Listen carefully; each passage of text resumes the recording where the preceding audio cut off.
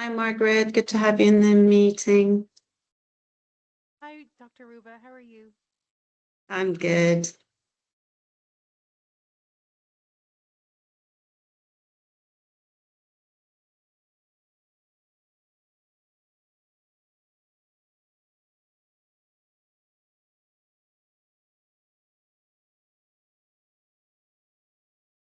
We'll just wait a couple of minutes. Thank you all for being patient, and then we'll get going.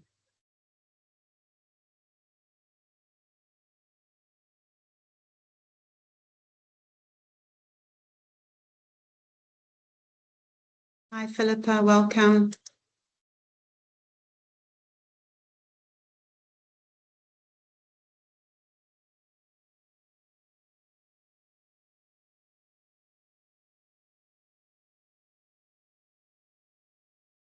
I see we have a mix of parents as well as us as teachers, people who work in schools.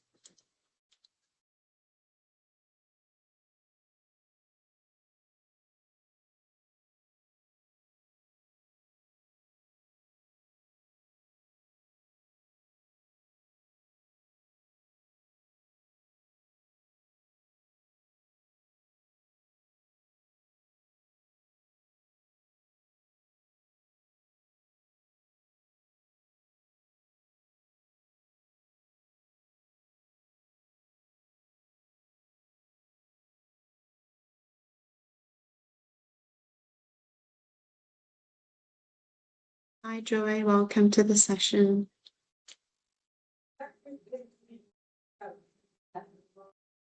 Can I please ask everybody to remain muted?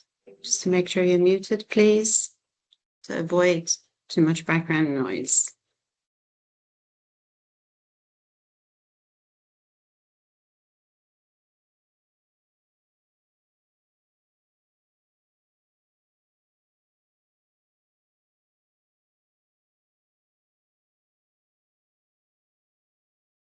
Okay, well, since everybody was here many of you were here on time, I'd like to respect that and to start the workshop.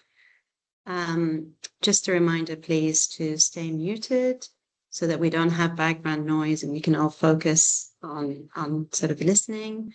And if you have any questions, and I hope that you do, please make sure to drop them in the chat. I've got Hadil with me today, and she will be supporting me through this presentation, and she will make sure to stop at the end to make time to answer some of your questions. So my name is Ruba Tabari, and I'm an educational psychologist. I've been working now for about 31 years, maybe 32. And I would like today to spend some time talking to you about and with you about autism and anxiety. So I'd like to, rather than do some of the textbook stuff, although obviously I need to do some of that, I'd like to also bring something from years of experience of working in schools and with families that may be supportive to people. So what have I actually learned other than from the books through all these years of work? What matters? What makes a difference? I'd like to also start by thanking my assistant psychologist who works with us, Hadil Jabari. She supported me with this presentation as she's supporting me today with the questions and managing the session. So thank you, Hadil, for that.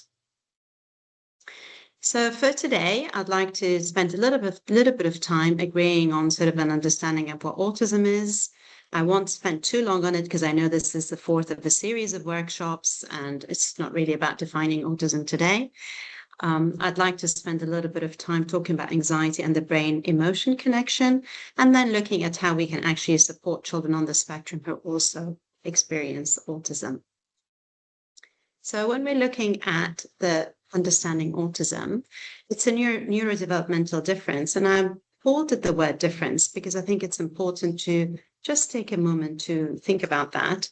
We no longer think of autism, when we're looking at it through the social lens, we no longer think of autism as a medical condition that needs to be fixed or that something is wrong with these young individuals.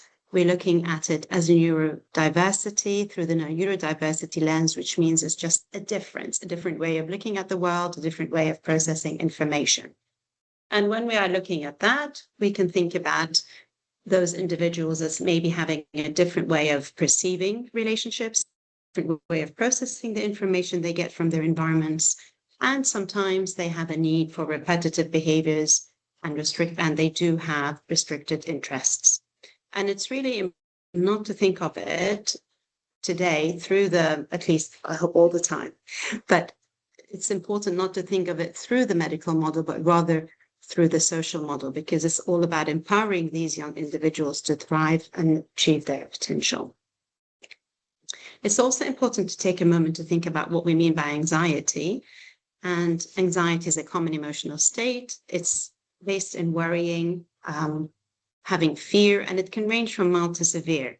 And again, it's always important to remember when we're working with young people, whether as a parent we're talking to them or as a practitioner in a school setting, that we need to remember that all emotions are valid and we can never take emotions away from people. And they are all a continuum. We all experience all emotions throughout our lives. We can never go through life without experiencing anxiety. We can't go life without experiencing sadness. We can't go without experiencing loneliness, anger. So it's not about avoiding these emotions, but it's about managing them and making sure that they are not getting to a level which is severe. And by that, they're actually impeding us from living our full life. So we don't want those emotions to disable us from living our full life. We want them to remain managed, but we cannot take these emotions away. They all have to experience all ranges of emotions. And we need to also think about where is the emotion coming from? What is the actual physiology or biology of emotions? And I always like to, even when I work with the young people on the spectrum, I do like to explain this to them as well, because it's important for them to understand what is happening inside their body.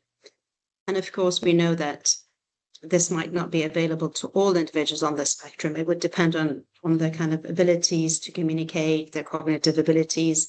The spectrum itself is a continuum, but if they are able to, it's a really good way to explain the brain-emotion connection, especially when we're trying to help them understand their emotions better.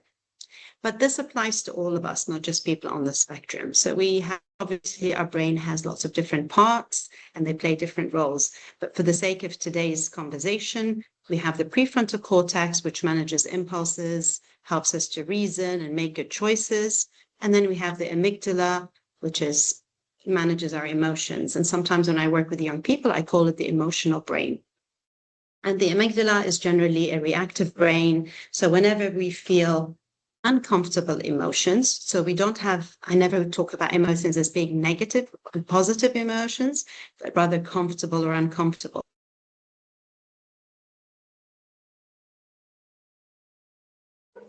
With young people, we might label them as uncomfortable emotions. And because this part of our brain is reactive, it needs to keep us safe, it needs to protect our emotions, it needs to make us feel balanced, I suppose, but mostly safe. We also sometimes call it the flight, fight, freeze part of our brain. So whenever I'm experiencing something, please mute yourselves to avoid background noise. Thank you. Somebody's not muted.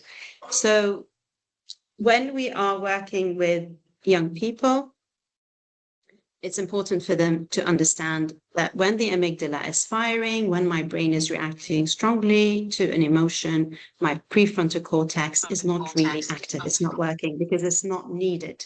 We don't at that point need to be really reasoning and thinking and calculating. We need a strong reaction. We need to keep ourselves safe. And that's also important for the adults working with anybody who's dysregulated to remember, because all too often I see people trying to reason with young people through a meltdown or when they're really stressed or distressed. To talk them out of it. It's important to remember that these young people are not available. Their brain and their thinking and their reasoning is not available to the adult at that moment to be able to engage. And the best that we can do is ride that storm. And when the child is calm, then we build and recover from it and build the connections again.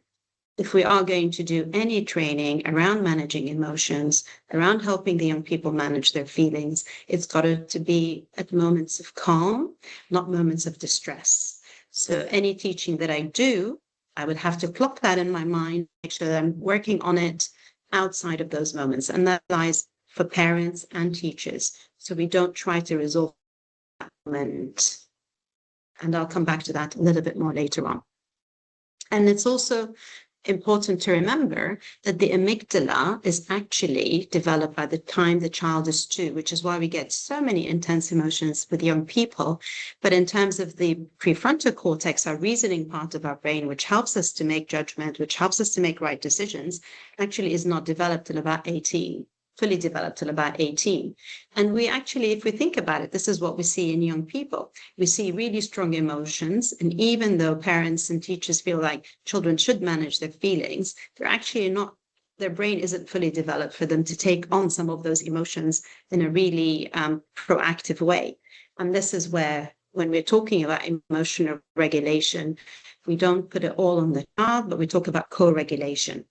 I'm not going to, I've done many talks on co-regulation where I take the hour, if not more than that, to talk about it. But for today, I just want to touch on it very lightly because that's not the purpose of today's workshop.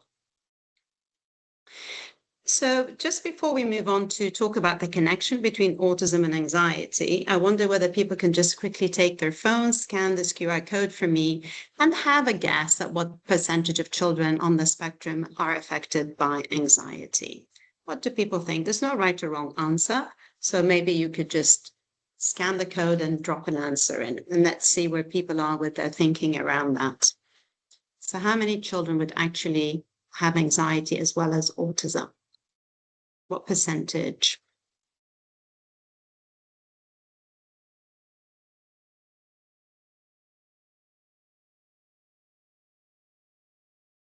Hope it's working. I don't see any responses. I'll try it myself to make sure it's working. Let's see. Yes, you can scan the code and then just drop the number if you can scan with your phone.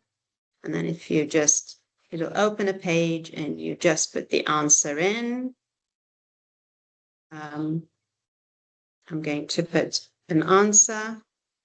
Sorry, Dr. Ruba, I don't know if anyone sees. We're only seeing your photo. I am only seeing your photo, not your screen. You're not seeing a screen? I am not, but I'm calling in from my phone. Does anybody else see a screen? No, even I can't see it. Did you see the other screens, the other pages I was showing, or nothing? No, you were speaking so beautifully. We didn't think we needed. Oh my goodness. Okay, just a second. I know what I did. I'm really silly. I didn't share. Hold on. Thank you for speaking up. Could have gone all day like that. Where is it gone? Just a second.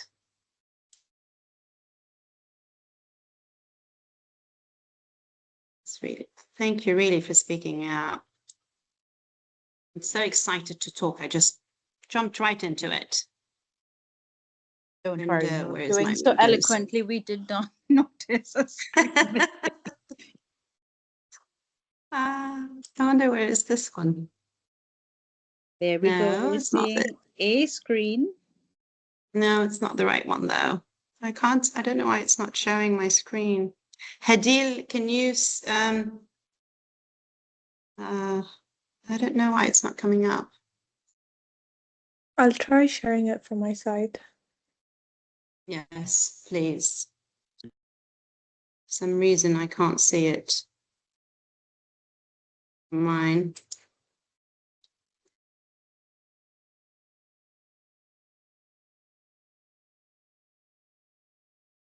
Apologies about this, everybody. Thank you for your patience.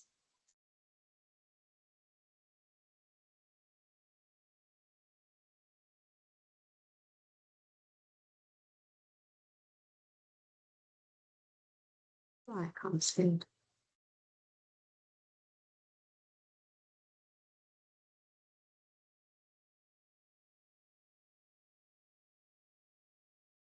Hadid, can't you share it either? You can't share it either? I'm still trying. Just 1 second.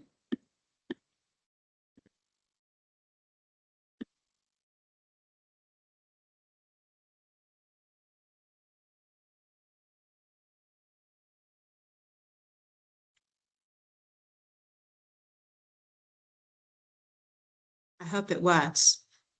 Otherwise, you all have to be listening to my voice. Look at my face, not the. Oh, here we go. Perfect. All right. Okay, so apologies about this. You missed all my lovely artwork. Here we go. So this is the prefrontal cortex and amygdala. And this is the sheet that I actually use with the young people when I work with them. It's quite nice for them to see the image. And I'm always impressed that they know that the emotions start in the brain, not in the heart. This is a chart. So here we are. I don't think we're going to be able to play this from Hadil's computer.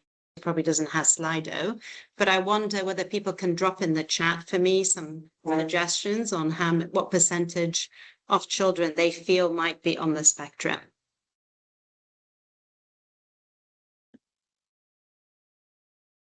And I'll be able to read them in the chat.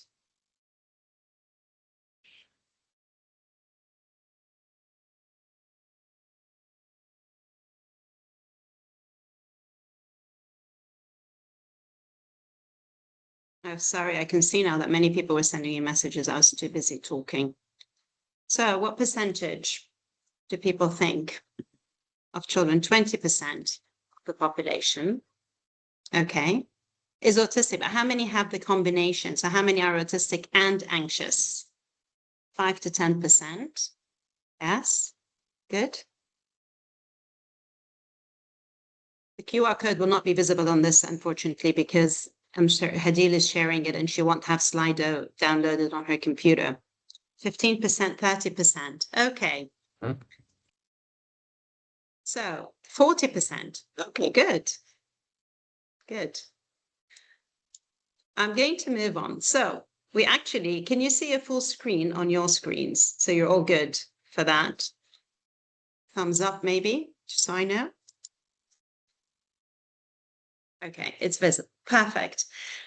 So actually, in terms of anxiety, it's 40 to 50% globally, and that includes the Emirates as well, the Gulf states, 70 to 80% from Neve. So it is a really high number, and that's assuming we know all the children who've been diagnosed.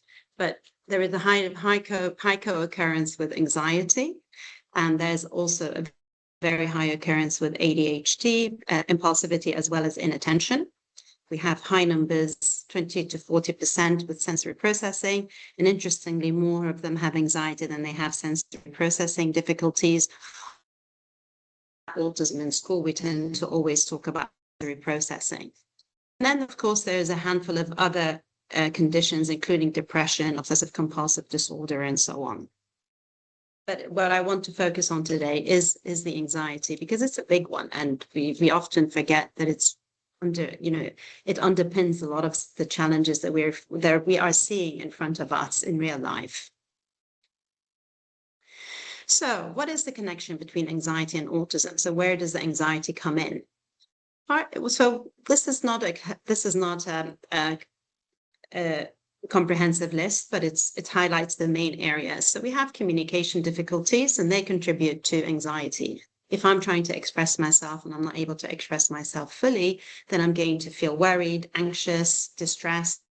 That might actually lead to anxiety depending on the situation, especially if a child is nonverbal. Sometimes I see higher levels of anxiety, obvious anxiety, I want to say, in children who are nonverbal, who really, really struggle to express themselves, and they're uncomfortable about a situation. They don't want to do something, or they're trying to avoid a behavior and they're not able to express. And you can see the emotion escalating until it becomes a meltdown, or sometimes can translate into aggressive behaviors as well, because they just don't have a way of expressing it. We also have sensory processing, where they feel overwhelmed. And I often, when I'm working with parents and some teachers as well, I often say to them, it's hard to imagine what sensory processing, being overwhelmed means when it's a sensory due to sensory input. And sometimes I like to say it's a bit like walking in the mall on a Friday during a holiday season when the weather is great and we have lots of visitors from out of town. We have the residents. Every shop has its own music. You've got fountains. You've got people talking, the hum of the AC, and you're just walking and you can't filter out any of it. And it's all coming at you at the same time. And then your body is just going, whoa, I can't do this anymore. And you just want to escape. You want to run. And if you're a young person, your parents are holding on to you, you can't run, and then you want to run, and then you can see how very easily these can escalate to feelings of huge discomfort, and then this sense of anxiety, panic, because I can't escape, I'm uncomfortable, my body doesn't like this, what am I going to do? The amygdala's firing, I can't think anymore, and I'm just reacting, and then whatever happens, I might either go to flight, where I run away, fight, hit people, or freeze, kind of not want to move, not want to do anything. And then we have the socialization aspect where people might not make sense of exactly what's going on. They feel uncomfortable. I see it, you can see it really clearly in girls, young girls, or even just young girls, but girls on the spectrum. They try to tune in because autism in girls is very different to autism in boys. And they're trying to really tune into the environment. You can see it in their eyes where they're looking around, trying to read, and then they start to worry because girls like to mimic. They like to do the right thing by copying. And if something is unclear, then they're looking around, and this uncertainty, you can see that panic starting to show in their faces. They may not manifest in a behavioral way, but you can see the panic. And nonetheless, when they are very anxious, it means that they're being blocked. So when I'm feeling anxious, I block. When I have intense emotions, my frontal cortex is not working, which means I'm not really able to engage and learn. So why does it matter? Because it affects our learning and behavior. And that feelings of anger and those intense emotions are actually not pleasant to be experiencing at all. Nobody wants to be feeling those inside the body. And you're releasing a lot of cortisol, your adrenaline is in your body, your blood is pumping, your muscles are tense, it's exhausting. We all know the feeling of sort of at the beginning of summer for teachers and parents, well, for teachers primarily, the parents is probably the other way around, it's the inverse, where you arrive at the end of summer, you're exhausted from a year of teaching, and then, you've had all that stress build up, wanting to finish reports, finishing the year, handing in everything you need to do, and then you fall sick the first week of holidays. And that's because our body has been under so much, has taken so much stress on that our immunity has been hit. And the minute the release is gone, it's just like, poof, we get sick. And so those strong feelings are not comfortable for young people. I wouldn't wish for anybody to be living under high levels of anxiety. It also means that their arousal is high. And when my arousal is high, I'm in that survival mode. When I'm in survival mode, I'm not listening to what's going on in class. So it matters because we need to make sure that these children are ready to learn, they're comfortable to learn, their mind and body is ready to learn, they're emotionally available to learning. But also there is impact. When I'm very anxious and sensory stuff annoys me, it means I'm going to be heightened even more than just children who are very kind of easygoing, but with sensory sensitivity. So if I address it, I can actually support challenges with transition. So a lot of the children who have challenges with transition, autism or not actually, have more, I would say more often than not, are anxious children. It's that change that they can't cope with. They like knowing what's happening. They like control. There is safety in knowing in kind of staying within their comfort zone. So any two situations, any transitions trigger that sense of, okay, I'm unsettled here, and can trigger the anxiety. So when we do support children, we get better emotional regulation, we get better well-being, we get better participation, and then we're able to work on building their learning, independence, and relationships as well. So how do we recognize anxiety in the classroom at home? What do we see? How do we know that somebody is or isn't anxious? So within the home, more likely you see increased rigidity around routines. If their anxiety is heightened, you might shutdowns. You might see avoidance of certain places, sleep difficulties, again, a big one for children on the spectrum, physical complaints, stomach aches, headaches, clinginess, not wanting to separate. In the classroom, we see a lot of avoidance, difficulty between transition, withdrawal from peers, group work, distress in noisy, crowded, sensory heavy environments.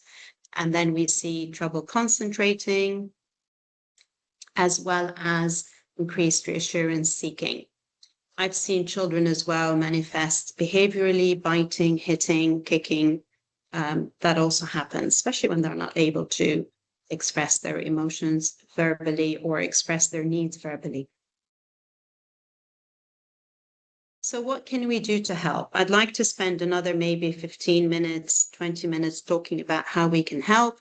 And then I'd like to spend the last 10, 15 minutes answering questions, because I always feel when people get to ask their individual questions, they gain a lot more from attending a presentation.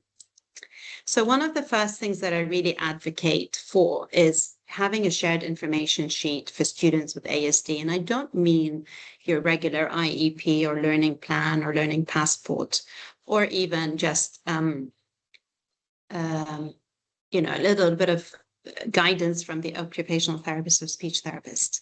It really is more about knowing that child inside out.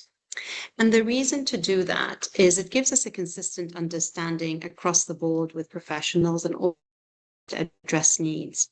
And one of the critical things that I feel that I've learned over the years is can't just change behavior. We need to develop skills. We need to teach children alternative behaviors that are more positive. But more important than that, we need to understand the triggers and where possible, either avoid them or plan for them. So we're proactive. And then by being proactive, we guarantee a positive environment for the students. So we don't want to always be reactive. If we don't take the time to really understand our students, then we are reactive. We wait for things to go wrong and then try to problem solve and put things into place.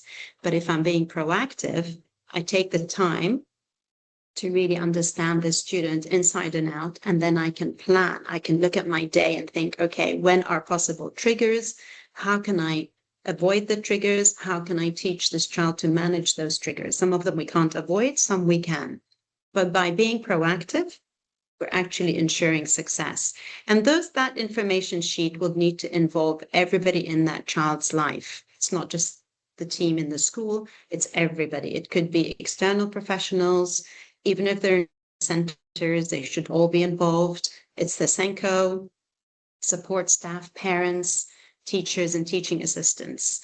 And the parents are really, really important here because they provide really valuable information. Nobody knows a child like a parent does. And whilst we might find that people view children differently in different settings, and children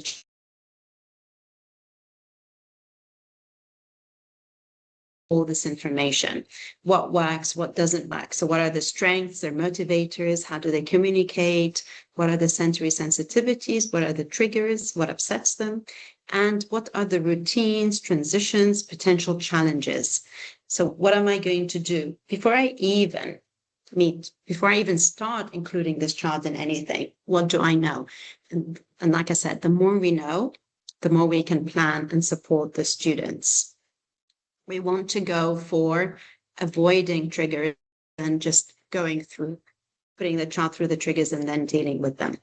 We need to create supportive environments. So if a child, let's say we deem a child as being anxious, and being anxious on the spectrum is not different necessarily to being anxious without the spectrum. And, I sometimes say that to parents as well about parenting. Sometimes parents come to me and they think, well, how am I going to parent differently? And over the years, I've come to understand that parenting is parenting. You have routines at home, you have positive reinforcement, you have your boundaries, you have your activities that you do with the children to promote learning. The difference is, I feel that when you are parenting a neurotypical child, you can get away with being 70% good at it. But when you're working and you're parenting with a neurodiverse child, you need to be 98% good at it and consistent. And that's where I feel is the challenge. So it's not so much about what do I do differently? It's about that consistency that needs to be in place. And sometimes when children are doing well, we assume, oh, we've done it now, we can relax, and then things escalate again.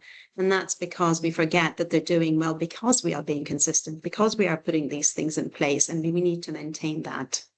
So predictable routines are important, and that's both home and in schools. And communicating those are also important. And if I have a child who is nonverbal, I need to make that extra effort to make sure that I'm able to communicate.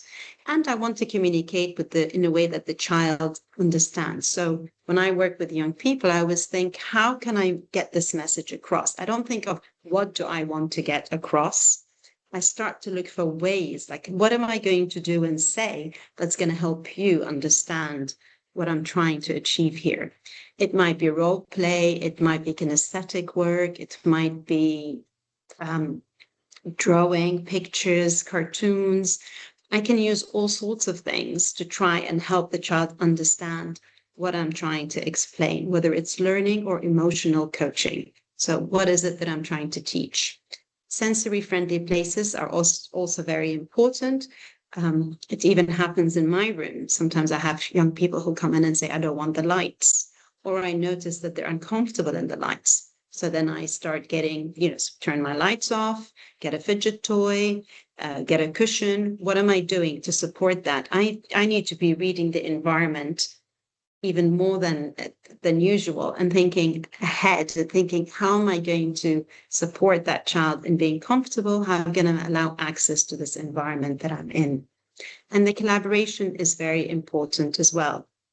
So especially when we're working with young people, if I'm on the spectrum,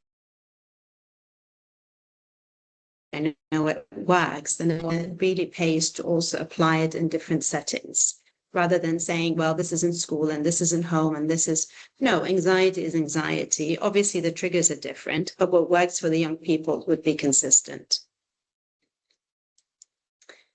So how do we create a calmer space for them? If we're thinking about noise and we're thinking about sensory, we can think about reducing clutter. We can think about reducing noise, maybe allowing them to sit in a quiet corner, headphones, using a visual schedule.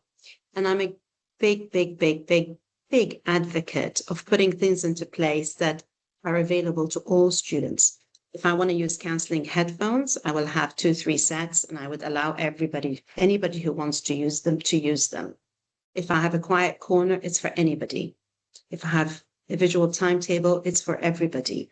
Sometimes the needs of the young individual on the spectrum is such that they need their own individual schedule, but actually, if not, it can still serve everybody in the class, even if they're years 6 and 7.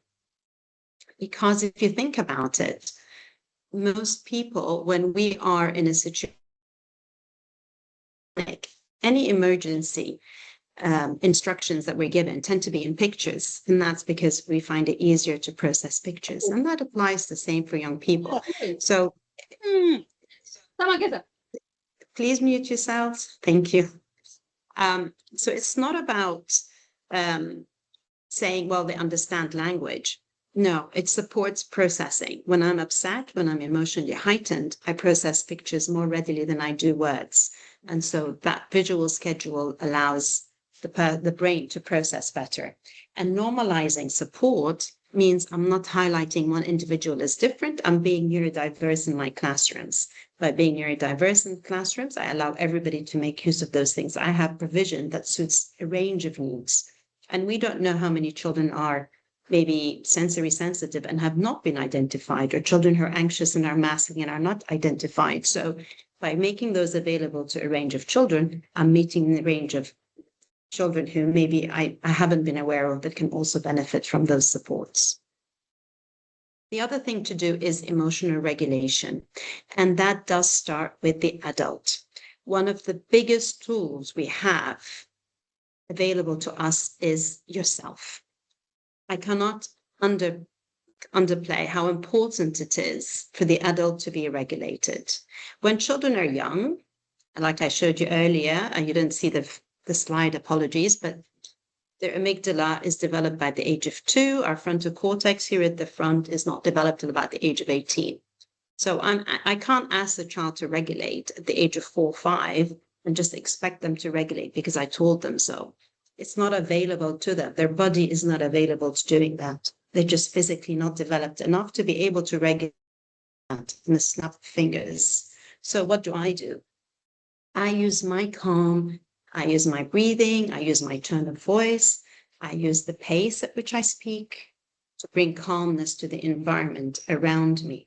And there is a term called mirror neurons. So our central nervous systems tend to mimic each other. If I was speaking here and I was really hyper, speaking really quickly, you would be more hyped. But now that I'm speaking in a kind of more regulated tone, I'm calm in my pace, I'm assuming, and I hope I'm right, that most of you are feeling quite calm listening to me. So those things make a difference. But in addition to using myself, which is critical, I also can teach different ways. I can have a box breathing method where I teach the child to breathe in, hold, breathe out. You can have calming activities like fidget toys, and you can create sensory circuits based on the advice of an occupational therapist to see whether the child is understimulated, overstimulated, and what is needed where and when. And this really is, it's not about expecting things to be learned straight away, but it's about teaching the young people. And what I like to see as well is you might, as an adult, make these things available and coach the child through them when they're younger and co-regulate with them. But we want to progress to a point where maybe the young person on the spectrum is shown a sheet of paper with options to maybe 4 or 5 options, and they then can choose for themselves what is it that they need at that point in time to help them regulate, to help them calm down. So we want to move into that independent stage where they fully understand themselves and they're able to share and tell us, I need this now, I need that now. But that doesn't happen in the beginning. It's a process. So first it's the coaching, training, co-regulating, and then building on those choices where they're able to do it for themselves. And hopefully in teenage years, they're able to make choices that can advocate for themselves what they need to help them stay calm. So clear communications, again, we talked about the communication being a trigger. Am I able to express myself? Am I given the space to express myself? Do I understand what is being said to me, or am I feeling under pressure? And then I'm feeling overwhelmed, and then my amygdala starts firing, my emotions escalate. So the more clear I can be, direct instructions, using tools if needed to help this young person will become important as well. When we replace anxiety with understanding individuals and support, calm isn't something we demand, it's something that naturally emerges. So when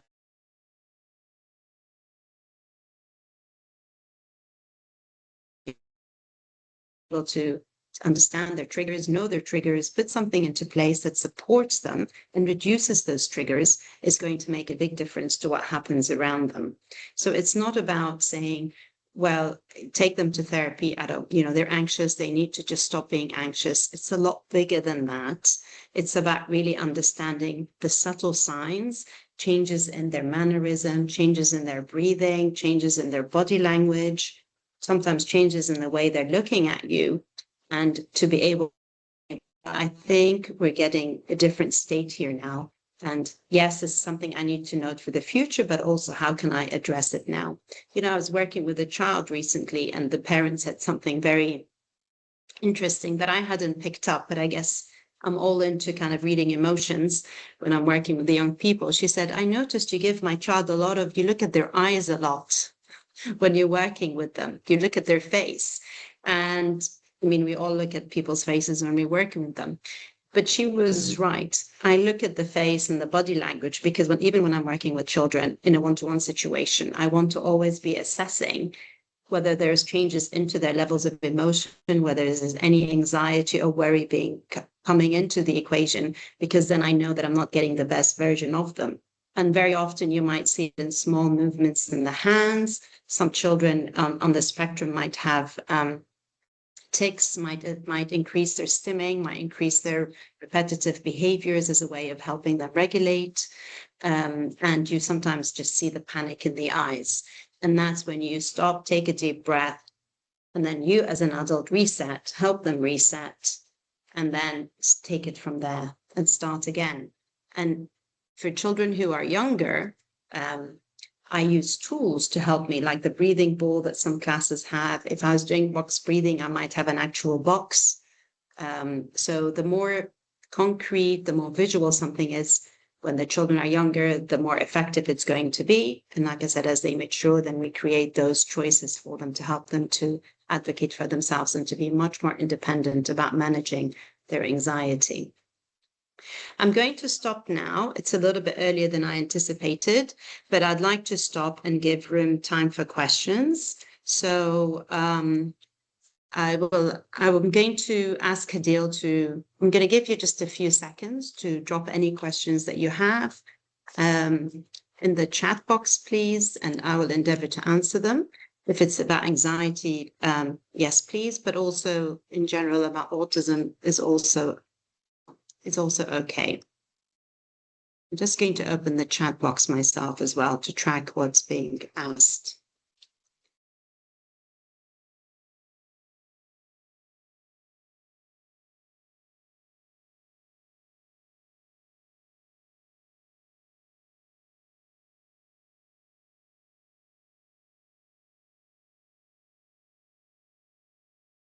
I think that while we're waiting for the questions, I think it's one of those things where that relationship in the classroom plays such a big role when people feel connected and safe, whether a child is on the spectrum, whether they're ADHD, neurodiversity, but also neurotypical children. It makes a huge difference to them when they're able to feel supported and understood and feel safe. And then we see the best version of those children coming out.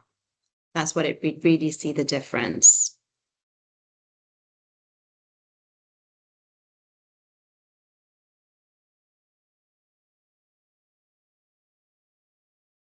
People are free to also unmute themselves if they prefer and just ask a question.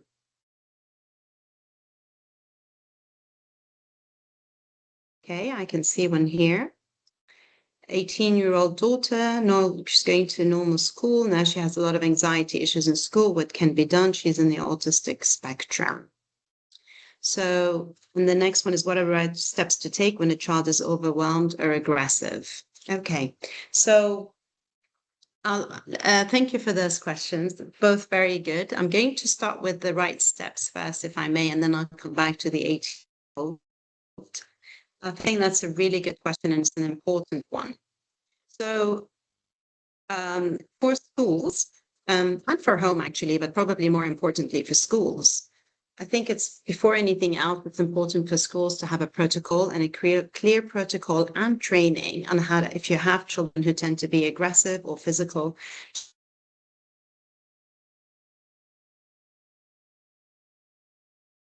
In my experience, a child could be as young as 7 and create a lot of damage to the environment around them and sort of put others at risk. So it's very important that the school has positive handling and knows how to, has some sort of training to know how to handle young people. And I say safe because sometimes people come to an aggressive child who's kicking out and stand behind them and position themselves in a situation where they're easily kicked. So a little bit of training goes a long way to saying, where do you stand when a child is trying to bite you or kick you? Where do you position yourself? How do you talk to them? When that is happening, unfortunately, like I said, when we're going through that cycle of anxiety and even anger, when the amygdala is really firing, at some point it stops being run by the central nervous system and starts to be managed by our limbic system, which is the autonomic nervous system. That's our automated system. It's like you're blinking, your heart beating. It's one that we don't really control. And so the cycle is there. The cycle starts and we can't stop it until the child comes down, and then they're sorry, and then they're apologetic, and then you're trying to coach them through it. In reality, you can't, if they've reached that stage, you can't stop it. You can only keep them and everybody else around them safe. So that's why I mentioned earlier, identifying and really understanding the child and knowing the triggers is going to be important. If I want to avoid aggressive behavior, I want to understand the triggers and I want to be preventative. The focus must always be preventative rather than reactive. So I'm being proactive. I'm not going to wait for that situation to happen and then not know what to do with it. And that goes back to that information sheet on the child. The more information I can gather, the more I know about that child, the more I can anticipate.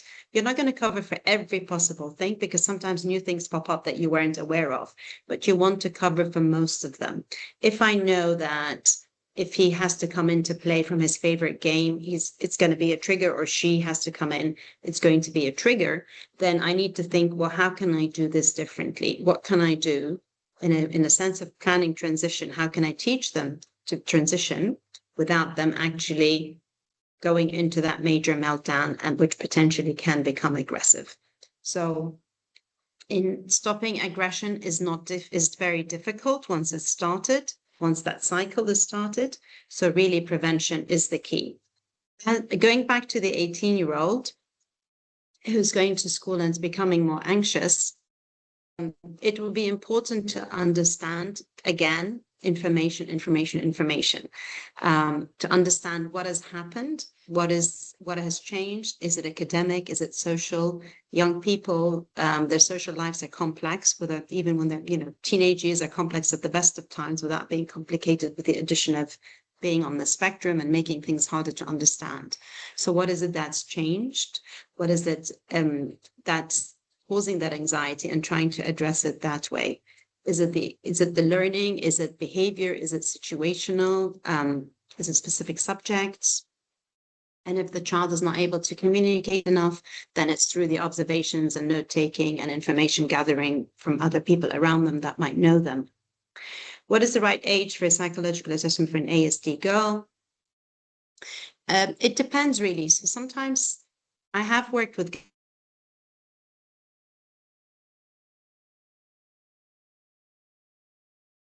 symptoms very clearly, and it's very easy to identify that they are on the spectrum.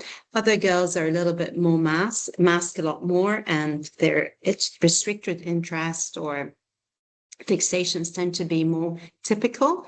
So for example, fixations on dolls. So I worked with a girl who was referred because she was very angry with her father.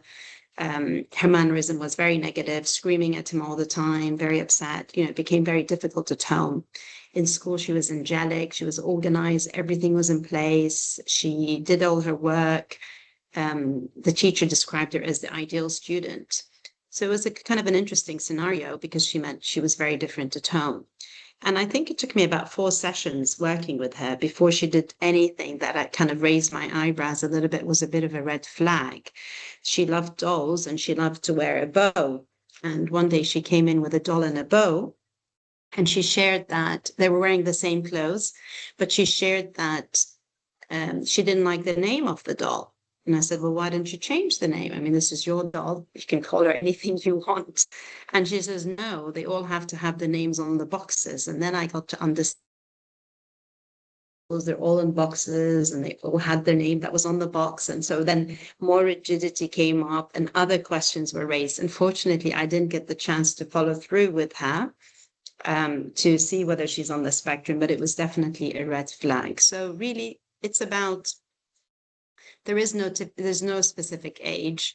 I would say for most children, it depends on the level of need and the level of, impact on their life. Some children will come at 6, 7. Some children will come when they're younger.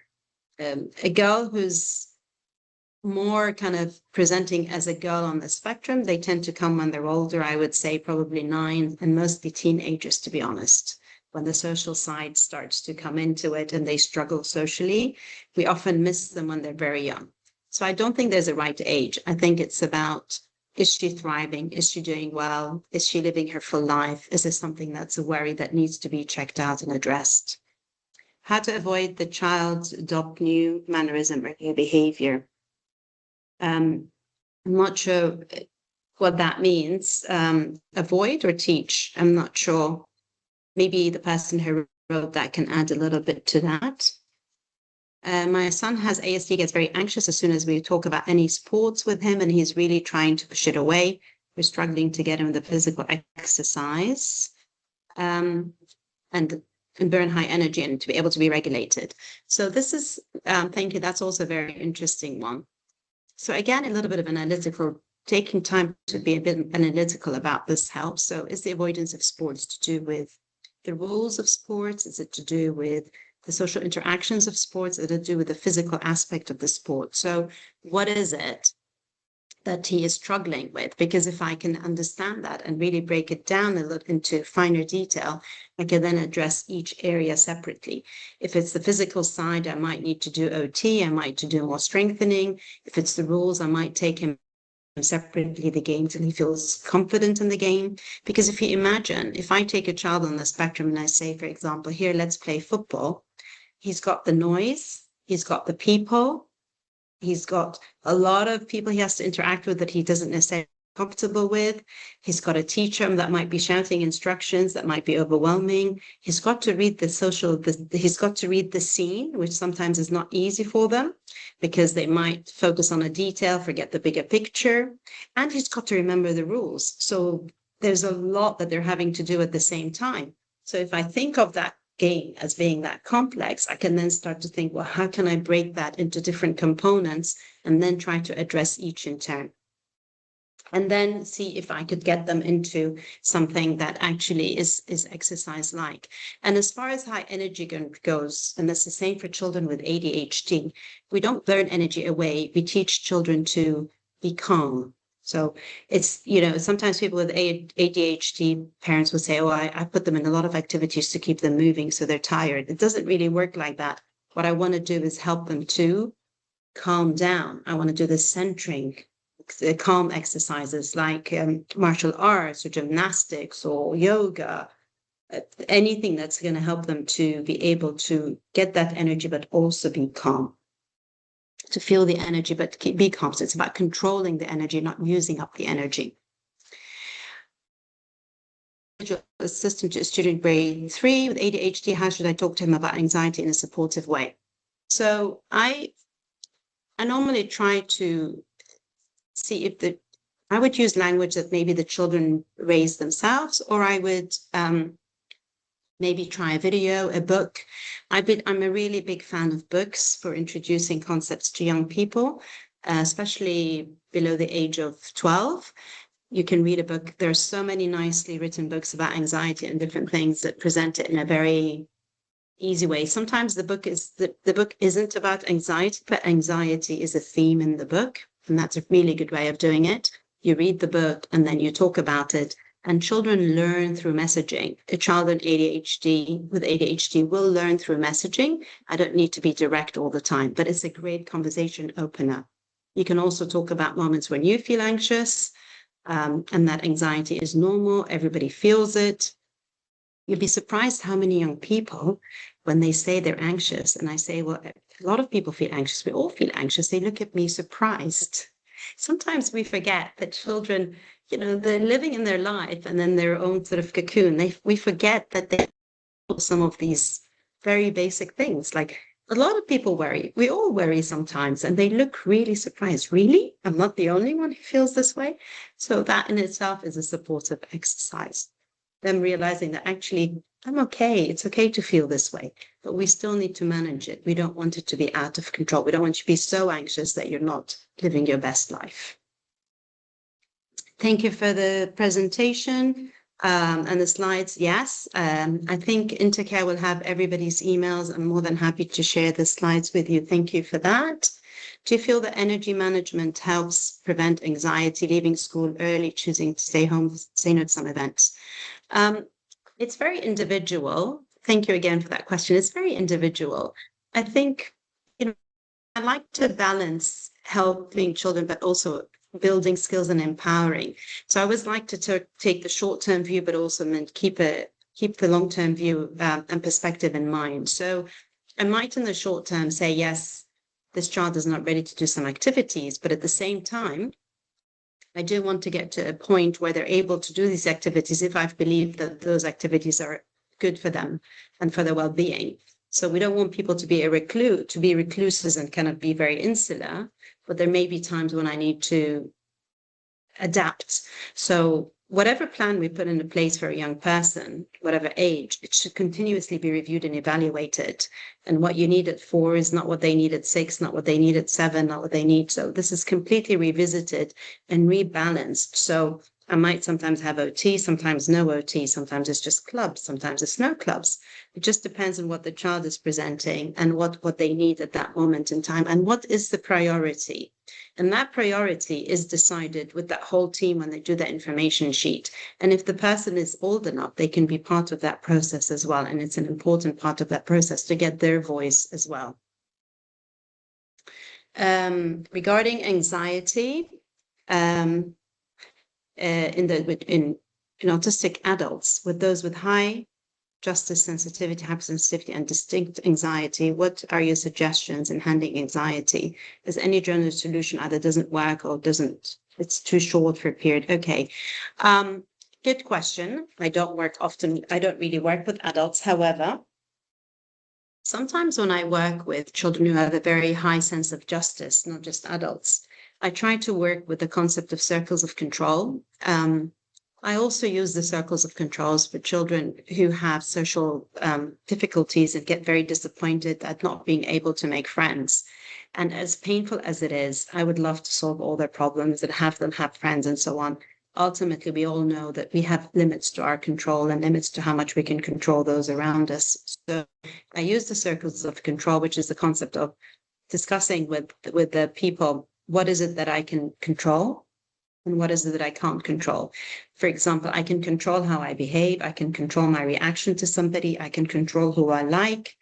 I can control the color I enjoy. I can't control who likes me. I can't control how people behave towards me. I can't control who likes me. And it's not an easy conversation to have.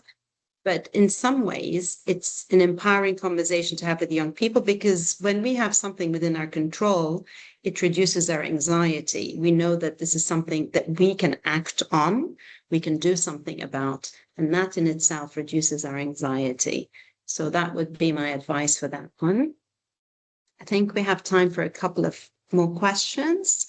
My son is 10 years old. Only this year when we changed schools, which seems happy enough, that he developed nail-biting resistance along the OCD.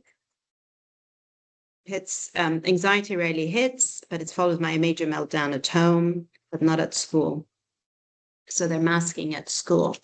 So again, I would try to understand where the needs are and to work on preparation. So actually, I had something like that recently with a student where they're very well behaved at school, but quite difficult at home. So they hold it together at school, but then at home, which is where they feel the most safe, they let it out. So they've been holding the trigger, stacking the things that are upsetting them through the day and managing really well. And they come home and they're exhausted and it just comes out in a storm.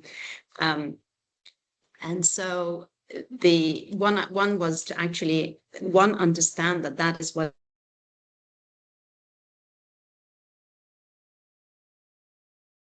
So for this young person, for example, he was a perfectionist and he was unhappy about working and making mistakes, and having to go through the day with having to be perfect and not make mistakes and really worrying about that was really anxiety provoking. So it's important to understand the source of the anxiety if it's possible. And the other one is about teaching regulation at home by being regulated yourself, and then teaching the child regulation and anticipating the triggers. With anxiety, preparation is very important. When we talked about consistency and predictable routines, they reduce anxiety. Again, it's that sense of control, it's that sense of I know what's coming, I know what's going to happen, I can manage. And even if somebody, for example, is bothered by noise, but they know that you talk to them and you say it's going to be for a few minutes and then it's going to go. Again, having that sense of knowledge and control makes it manageable. If you think about us for those of us who are neurotypical, if suddenly somebody next to you starts drilling in the walls at an unexpected time, you get very angry. But if they send you a message to say we're going to be drilling, you're not fazed because you're expecting it to come. So expectation makes a difference. So preparing people for those, anticipating those moments helps them to be much calmer about things.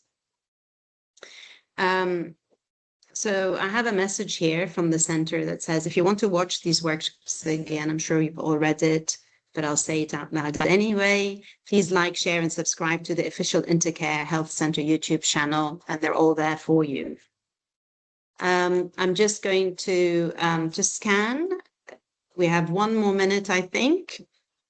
Somebody said they apologize for asking about adults, not children. Studying and helping ASD adults would further help in improving support for children. Totally agree. Totally agree. I think the more we I love talking and collaborating with adults on the spectrum because they can really express and put their views and kind of express their views, express their experiences, talk about their experiences. And with that, it helps others as well. I have used that with teenagers sometimes where I ask them, for example, to create a help book for young people who might be anxious or who might be ADHD or worried or rigid. And in them creating the book, we do a lot of lovely work. The process in itself can create opportunity for a lot of nice work to happen. Thank you all for your kind words. Thank you so much. And yes, thank you for taking the time this afternoon to be with me. And I hope one day we do it in person and I can see people's faces rather than just initials. But thank you. And if you have any other questions, please email them to answer them. Have a lovely afternoon, everybody.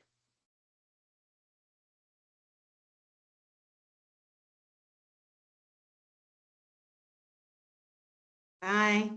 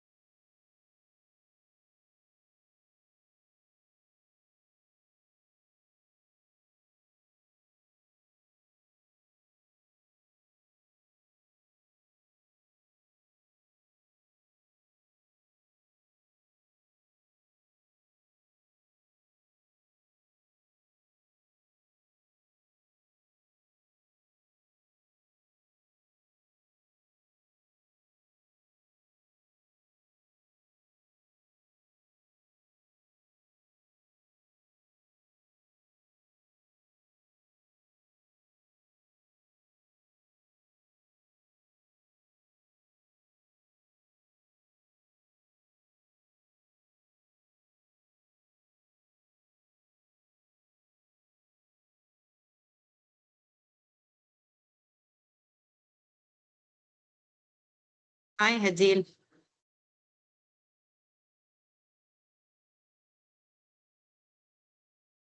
Hadil.